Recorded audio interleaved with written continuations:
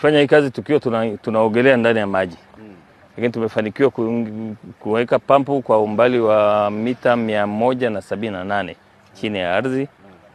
Na sasa hivi tumeshamaliza kuweka pampu na tumeshaunganisha line kwenda kwenye mtandao ambao uko tayari kwa mita 850.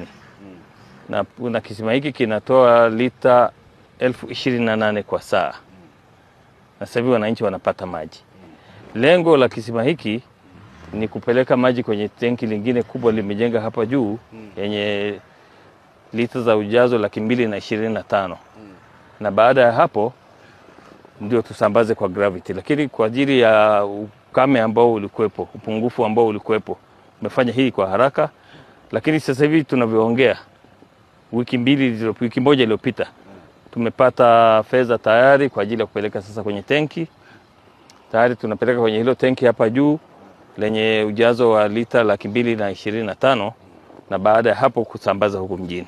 Hatua tulionayo sasa hivi ni ya kutangaza tenda kwa ajili ya kupata bei ya hizo bomba kwa ajili ya kufikisha maji kwenye tenki pale juu, na hatimaye sasa tusambaze kwa wananchi.